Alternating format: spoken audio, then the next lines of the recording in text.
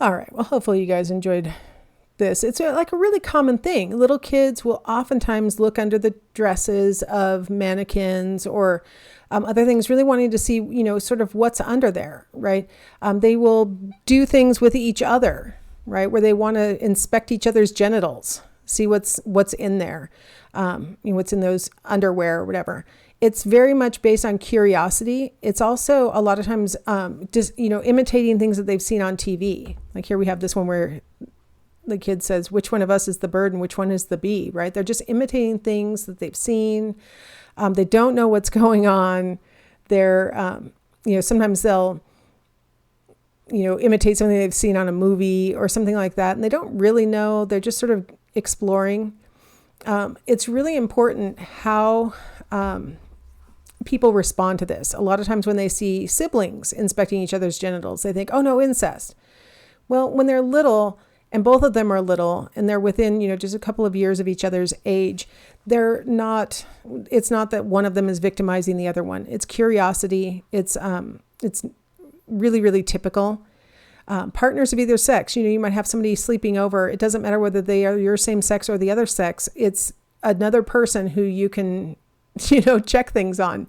And so it's not, it doesn't mean anything about sexual orientation. It doesn't mean anything about any of those things, as long as what we're talking about is sex play. So it's really important for parents to know what to do if they come across their child engaging in sex play with someone else. And really, okay, let me really clarify. These are people of the same basic age. It doesn't matter what sex or their relationship, but just they're the same basic age. And they're, looking at each other's genitals. They might be laying on top of each other. They might, have removed their clothes and they're laying on top of each other, things like that. When the parents respond to this kind of thing with shock or with disgust, it oftentimes will lead to an overarching sense of shame. That they must have been doing something really awful, that their parents are just acting like that they're so disgusted with them. And later on in adulthood, it may be tied to different kinds of sexual problems. Some of the things that we're going to talk about when we get to the chapter on sexual dysfunctions and even when we get to the chapter on atypical behaviors, a lot of times those things stem from experiences that happened in, early or mid childhood.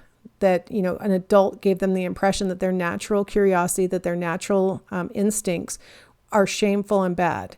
And so as they get older, they don't trust their natural instincts as an older person. And so it can cause really lifelong problems.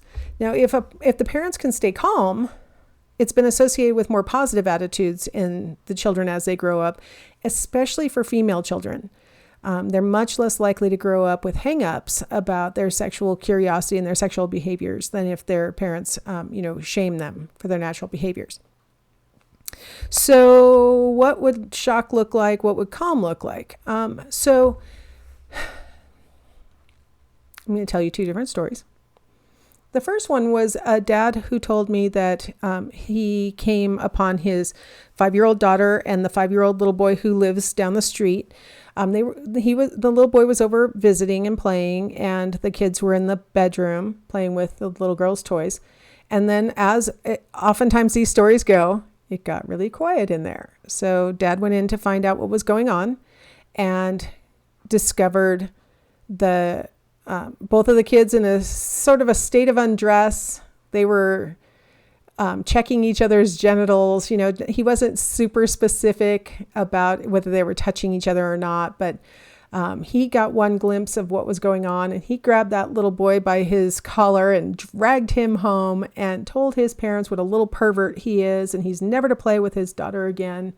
And came home and told the daughter that little boy is bad, and that, what they were doing, they shouldn't have been doing, and, go in your room and I don't want to see you. And he was very upset. And when he told me this story, he was still he completely believed that he had handled that completely correctly, and that he couldn't believe the audacity of this little 5-year-old boy to be molesting his daughter like that.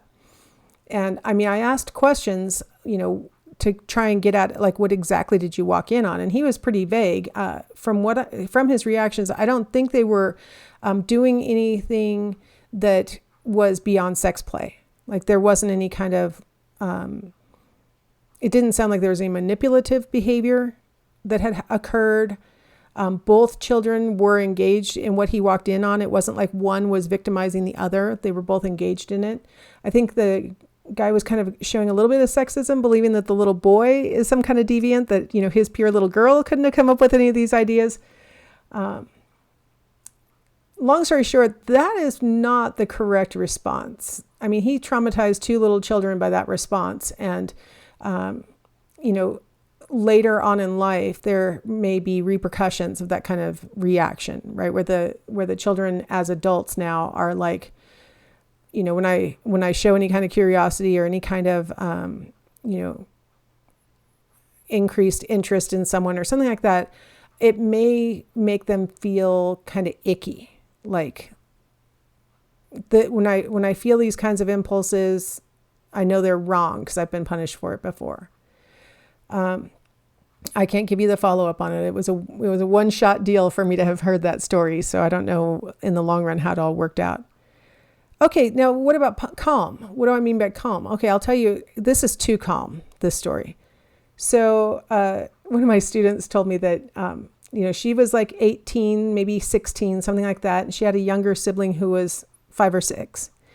And the younger sibling had a friend over while my student was babysitting her younger sibling. So 2 kids, same age, in the bedroom playing. My student notices it gets quiet.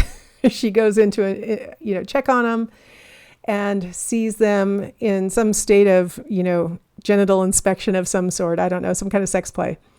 And she goes, I felt like I was at a high school party or something, and I had walked in on a room that was occupied. Because I was like, oh, sorry. And I started to back out of the room. And then I thought, wait a second, I'm probably not supposed to let this be going on, right? So she immediately went back in the room and they said, hey, you guys, why don't you come out here? We'll watch a movie. Let's have some popcorn, something like that.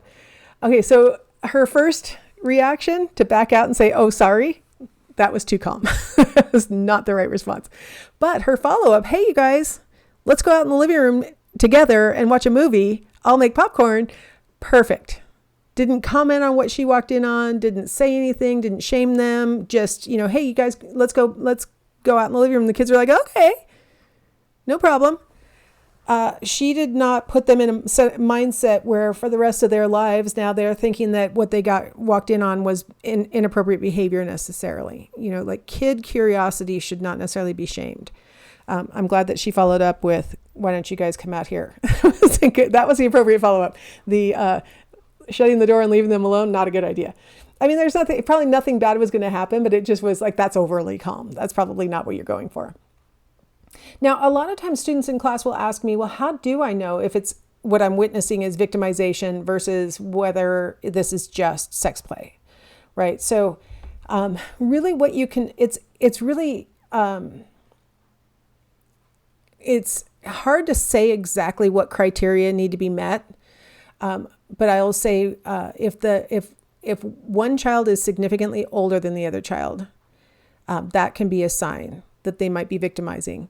But that's not always a good guess because people are on different developmental plateaus, right? You could be 3 years older than somebody else, and you're kind of really age cohorts as far as like the way that you think about things and your maturity level and stuff. So it's not a perfect rubric to say, well, age. It's more of sort of a like intent is what you might be looking for. Does one child seem to be being, like either manipulated, sort of psychologically manipulated? And you can kind of tell they'll look guilty, they'll look ashamed. A lot of times when you walk in on kids who are engaging in sex play, they'll real quick pull up their clothes because they know they probably weren't supposed to be doing that. Like it doesn't take very long for kids to know that they're not really supposed to get naked around other kids and things like that. So when you walk in, they might initially just like real quick try and cover up.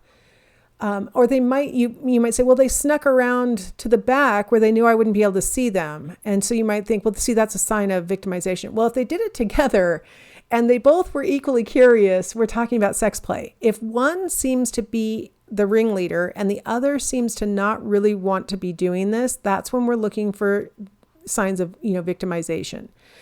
So if one child seems to be controlling the other child, then we're going to be concerned. But if it's two kids who, kids often have little hatch plans together to do all sorts of different things, and they will both be equally guilty when they're caught, right? Like they shouldn't have been doing that, and they'll both act guilty. If one is acting more guilty than the other, if one looks scared and the other one looks intent, those kinds of things, now we're kind of worried.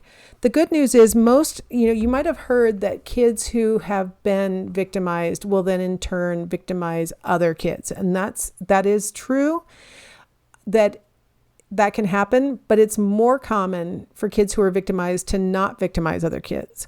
So it's not necessarily the case that when you walk in on sex play, that means that one of the kids in the past has been molested or something. It doesn't mean that. It's much more common that kids just have this generic curiosity and they want to check things out. So look for evidence that one of them is scared or uncomfortable or something like that, and the other one's not, or the other one is acting like a controller, and then you'll know. So usually you will see that in an age disparity, right? One of them's older or something like that. Usually that's what you'll see.